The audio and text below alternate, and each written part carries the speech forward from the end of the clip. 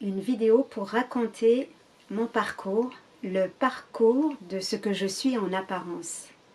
Alors évidemment, ça reste une histoire, on est toujours dans le monde du rêve. C'est très anecdotique, ça ne prête à aucun intérêt fondamental. Alors si je reviens en fait à l'enfance de Samira, à ce que j'ai vécu, eh bien, en fait, il y a eu déjà des aperçus en fait au sujet de ma vraie nature, sauf que je ne les comprenais pas à l'époque. Et ça a démarré, je pense, vers l'âge de 6 ans à peu près. Et la première fois, ça a été, j'entends une vérité en moi qui dit « ta mère n'est pas ta mère ». On dirait un truc de Star Wars. « Je suis ton père ». Bon, là, c'était autre chose. Donc, j'entends « ta mère n'est pas ta mère ». Je comprends bien qu'au niveau biologique, on m'explique bien que ma mère est bien ma mère, je ne suis pas une orpheline, mais la vérité s'écoulait en moi en fait. Donc j'étais un petit peu désemparée avec ça, de me sentir la fille de personne en fait. L'autre chose que je ressentais très fortement, qui a duré très longtemps, je crois que jusqu'à après l'adolescence, c'est mon visage dans le miroir. J'ai toujours eu du mal. En fait, c'est comme si je voyais quelqu'un d'autre. Je me sentais en décalage. Et je ne supportais pas me regarder parce que je ne me reconnaissais pas. C'était terrible. Donc pendant très longtemps, surtout enfant, j'évitais en fait le miroir. Et je ne comprenais pas pourquoi j'avais cette difficulté à me regarder, à me voir.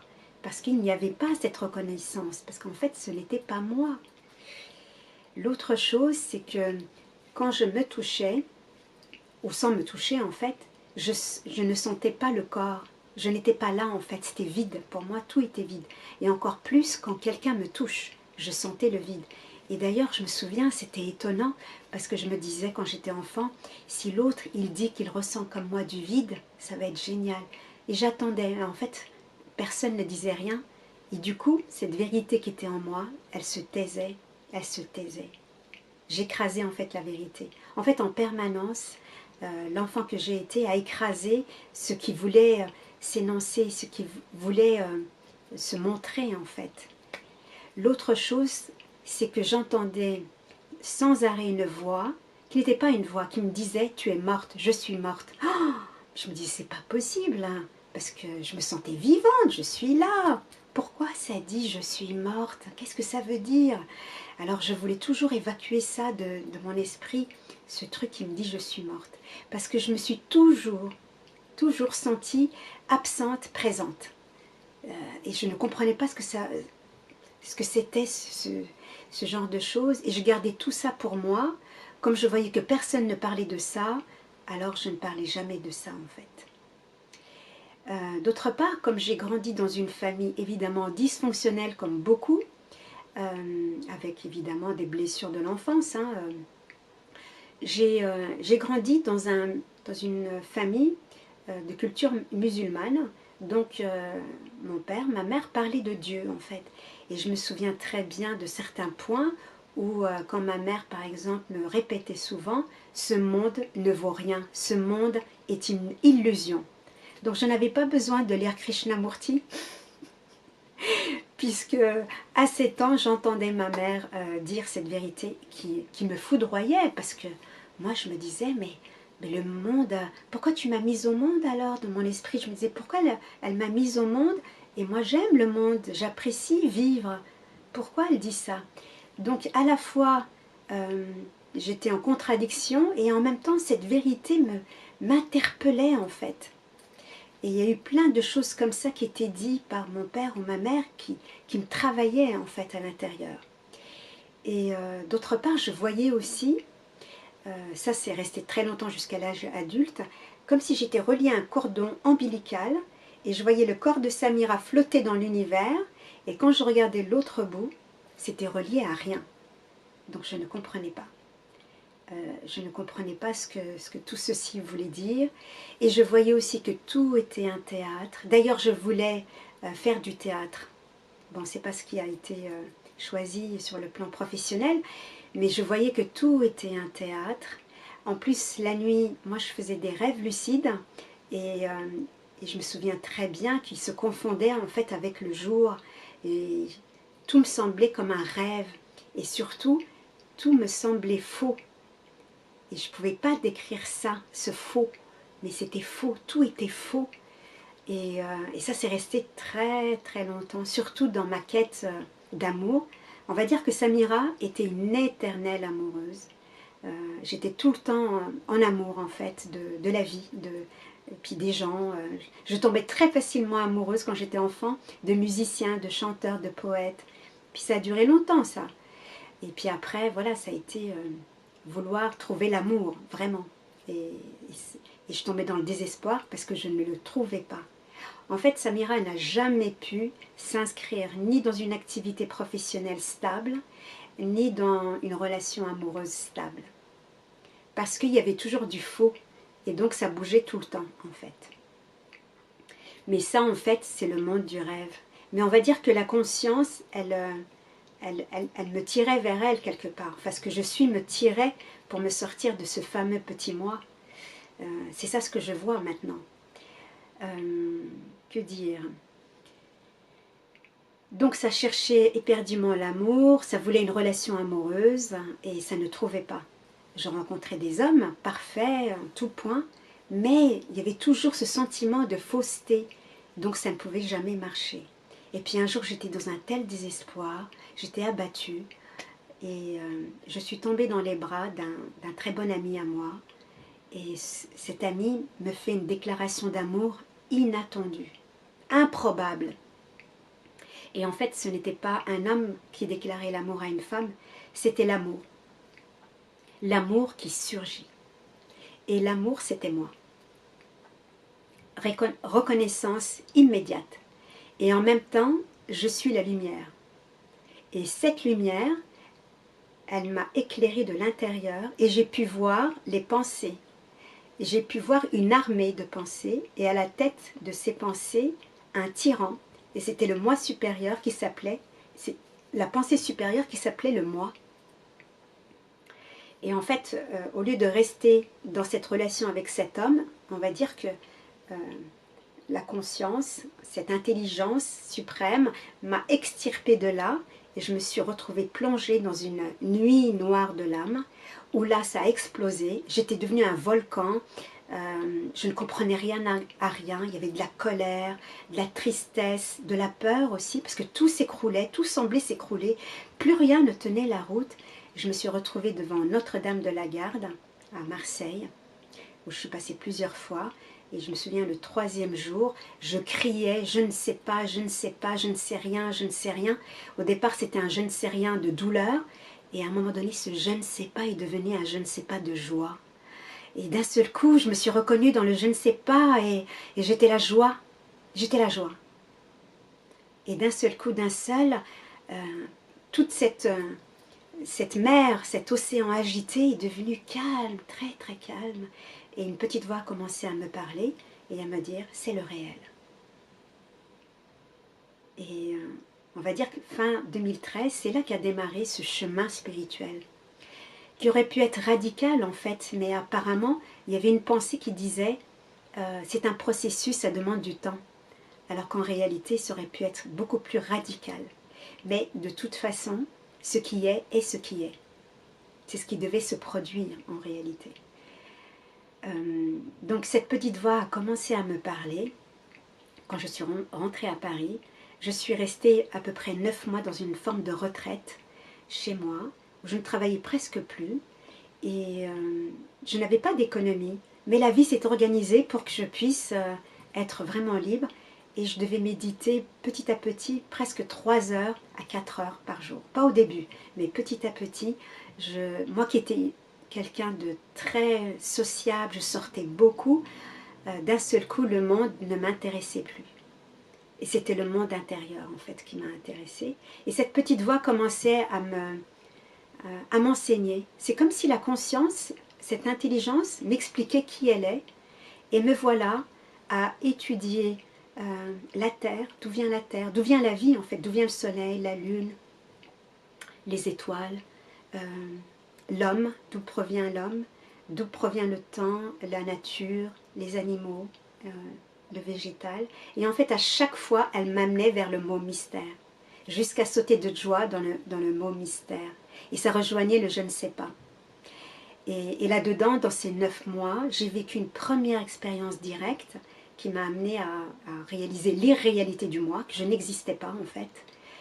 C'était pendant la nuit, durant un rêve lucide, la conscience s'est retournée sur elle-même. Tac, retournement. Et ça découvre qui je suis, c'est-à-dire un pur espace vide. Il n'y a pas de temps, et pas d'espace non plus, silencieux, qui ne parle pas, qui ne pense pas. Et tout est compris à l'intérieur de lui, et ça c'est compris aussi pour le jour, c'est-à-dire c'est la même chose. Sauf que le moi a repris du service, et comme si la vérité, j'avais du mal à l'assimiler, à l'intégrer, ou ça ne voulait pas l'intégrer, c'était pas encore possible. Donc il m'a fallu en fait plusieurs expériences directes, comme être dans une forêt et découvrir que tous les arbres sont moi, que le ciel c'est moi, que la terre c'est moi, que ce corps c'est moi, et que tout est à l'intérieur de moi. Et de nouveau, après ça, le moi reprit de nouveau la main. J'ai vécu aussi l'expérience directe d'être l'univers et d'être même au-delà de l'univers. Et de nouveau après ça, le moi a repris la main. Et en fait, c'est comme si ça voulait, parce que tout ça fait partie du rêve, en fait. Comme si ça sortait du monde du rêve et puis ça replongeait, en fait. Ça voulait trop vivre en tant que cette petite personne, en fait. Et durant ces 9 mois, j'ai vécu des sorties du corps, où l'âme allait rencontrer d'autres âmes, et après je pouvais même parler à ma famille, à mes amis, pour leur donner des nouvelles d'eux-mêmes. Donc c'était très curieux cette période-là, pour voir qu'il y a plein de dimensions en fait qui peuvent être vécues. Et ça c'était vraiment une découverte. Samira était très très rationnelle, logique. Là ça faisait tout sauter en éclats en fait. Durant la nuit, j'ai vécu plusieurs fois aussi le corps de lumière, c'est-à-dire la Merkaba. J'ai vu la soucoupe volante. Je ne savais pas que ça s'appelait la Merkaba. C'est une amie plus tard qui m'a dit « Mais ce que tu as vécu, c'est ça en fait. Il y a plein de gens apparemment qui cherchent ça. » Mais moi, ici en tout cas, ça n'a jamais cherché à développer les sorties de corps, à développer le corps de lumière. Ça cherchait quelque chose sans savoir ce que c'était en fait. J'ai beaucoup écouté Krishnamurti en l'occurrence. Voilà, ça faisait confiance voilà, au processus qui se déroulait ici, tout simplement. J'ai suivi plusieurs intensifs vers l'éveil, et c'est grâce à ça aussi que j'ai vécu ces expériences directes. Mais de toute façon, découvrir qui nous sommes, ça ne provient pas de ça en fait, puisque nous sommes déjà cela en vérité. Nous sommes ce que nous cherchons en fait. Voilà, donc j'ai vécu aussi des périodes où je buvais que de l'eau et des jus de fruits, où je pouvais dormir que 3 heures par nuit, que le corps était beaucoup plus léger, voilà, sans cette nourriture solide et dure. Donc il y a eu des expériences, on va dire, hein, durant ces 9 mois. Et par la suite, en fait, c'est comme si ça suivait un cheminement pour éroder le moi. Donc ça n'a pas pris en fait la voie radicale, ça a pris la voie lente. Mais on n'est pas obligé de prendre cette voie lente. Mais moi, j'ai été trompée parce qu'il y avait une pensée très forte qui disait que c'est la voie lente, que c'est un processus. Donc c'est ce qui est, c'est ce qui devait se produire. Donc c'est comme si en fait c'est un oignon, nous sommes comme un oignon et c'est des couches qui se retirent, couche après couche, couche après couche. Voilà. Par exemple, j'ai découvert l'équanimité, mais vraiment dans le concret. Autant je le vivais, mais je l'ai vécu dans le concret à un moment donné. Parce qu'au niveau professionnel, j'ai été au départ, j'ai fait des études de commerce, d'économie. Je me suis retrouvée dans les entreprises, dans une maison d'édition, dans la formation aussi. Puis après, je suis devenue psychologue du travail, où j'ai œuvré pendant une dizaine d'années, puis après psychothérapeute. Et après tout ça n'avait pas de sens non plus, donc ça sautait. Je voyais que tout ça était trop sérieux, ça ne tenait pas la route, donc ça sautait en fait. Et même à un moment donné, je me suis retrouvée par un concours de circonstances à être femme de ménage. C'est comme si la conscience, en fait, tout ce que ici ça détestait, en fait, ça m'a appris à l'aimer. Et quand j'étais petite, mon père disait, si tu fais pas des études, tu vas finir femme de ménage. Tu vois, comme si c'était mal. Tu vois, il y a le bien et le mauvais. Alors que là, en passant de psychologue du travail à femme de ménage, et avec une pure joie, d'ailleurs c'était compliqué parce que les femmes de ménage aujourd'hui, elles font des formations, on ne devient pas femme de ménage comme ça. Donc ça a été même un peu compliqué au début pour trouver des missions en fait. Et en fait c'était du même ordre que n'importe quel job. Et il y avait une joie.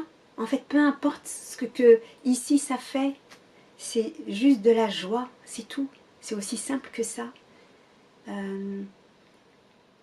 C'est comme si, oui, la conscience voulait réconcilier tout ce que ici, c'était pas accepté. Tu vois, toutes les préférences commençaient à tomber, en fait, mais vraiment concrètement. Et en fait, quand on réalise qui on est, il y a vraiment un changement de perspective. C'est-à-dire que tout ce que Samira jugeait important ne l'était absolument pas pour ce que je suis vraiment. Et tout ce qui n'était pas du tout important devient très important. Par exemple, le conte, les contes merveilleux, les contes de fées devenaient très importants pour ici. Chanter, danser devenait très important. Dessiner devenait très important. Alors que tout ça auparavant c'était no way. Donc c'est on peut dire qu'il n'y a pas de changement et en même temps tout change. En fait, quand il y a, chez moi ici, en tout cas, il n'y a pas eu une date précise de retournement. Ça s'est fait de manière continue, je ne peux pas dire à quel moment précis. Il y a eu, c'est comme un glaçon, en fait, auquel j'étais identifiée, le moi, qui a fondu tout doucement, en fait, jusqu'à se dissoudre dans l'océan. Et en fait, quand le moi se retire, on réalise qu'il n'y a jamais eu de moi séparé. Il n'y a jamais eu de séparation. Il n'y aura que l'océan. Et c'est le tout qui apparaît en même temps d'un seul coup et de manière intense, de manière neuve, de manière fort, puissant et beau. Tout devient beau en fait. Il y a une magie en fait à voir le monde d'un coup comme ça. On le voit pour la première fois. En tout cas ici ça le voyait pour la première fois. Je dis souvent en fait jeu vidéo. C'est comme si Samira, avant j'étais dans un jeu vidéo, donc j'avais des lunettes et d'un seul coup ces lunettes ont été retirées. Donc je croyais que j'étais dans un jeu vidéo et là il n'y a plus ce moi. Donc il n'y a que ce qui est. C'est-à-dire un vide plein. C'est à la fois rien, je suis rien, rien de rien, vide. Et Samira avait peur du rien. On va dire que durant ce parcours, elle s'est familiarisée, elle a fait face très souvent à la peur, jusqu'à ce que la peur ne lui fasse plus peur. Elle s'est familiarisée avec toutes les autres émotions, la jalousie, le mépris, l'orgueil. Ça a été rencontré en face à face, pénétré, sans jugement en fait. Tout est équanime en fait. Ce qu'on appelle les défauts, c'est équanime.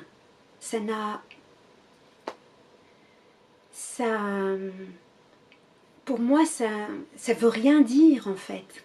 Tout cela n'a pas vraiment de signification. Pour le monde apparent, bien sûr que oui. Pour le monde apparent, il y a les qualités, les défauts, etc., le bien, le mal, la responsabilité, la culpabilité. Mais pour qui nous sommes, c'est équanime, ça regarde de manière neutre en fait. C'est une indifférence, on est totalement indifférent, mais c'est une indifférence chaleureuse, si je puis dire, aimante. C'est pas un je m'en foutisme, c'est indifférent, neutre et en même temps c'est délicat avec ça. Donc quand le moi se dissout, tout apparaît. Le monde apparaît. avec une fraîcheur, avec sa beauté, même la lumière, tout devient étonnant en fait, étonnant. Alors qu'avant, comme c'était identifié ici, eh bien tout était vu à partir d'ici, d'une localité. Et donc c'était jugé, le monde était jugé. Et puis il y a moi ici, il y a l'autre là-bas. Quand on découvre sa vraie nature, quand on réalise qui on est, en fait, ce corps, comme tous les autres corps, sont là dans une même unité, une même totalité, et ça a toujours été ainsi. Sans que personne ne mène sa barque. C'est juste qu'il y a une force, et il y a une énergie suprême qui traverse ce corps, comme elle fait battre le cœur, faire gonfler les poumons, ouvrir les yeux. C'est la même force qui pousse en mouvement, alors que ce que nous sommes fondamentalement est immobile et silencieux. Mais ce que ça découvre, c'est que tout est amour en fait. C'est une aventure. La vie, en fait, ici, est une pure aventure d'amour, de relation, d'interconnexion, d'interdépendance les uns avec les autres. Et que rien n'est à la tête de personne. Il n'y a qu'une seule intelligence qui manage, qui dirige tout, avec une main de maître, parce que c'est elle seule qui connaît l'harmonie de tous les chants, en fait. Et c'est un même chant c'est le chant de l'amour qui est là partout, qui résonne au travers du silence. Voilà, donc ici, voilà, il n'y a pas eu ce mouvement radical, même si tout le long, j'avais plein d'occasions pour me dire, ok, ça y est. Mais c'était pas ok parce qu'il y avait toujours l'identité, moi, qui revenait à la charge. Comme si ça avait du mal à lâcher, tu vois. Mais c'est pas la personne qui lâche. La personne n'existe pas.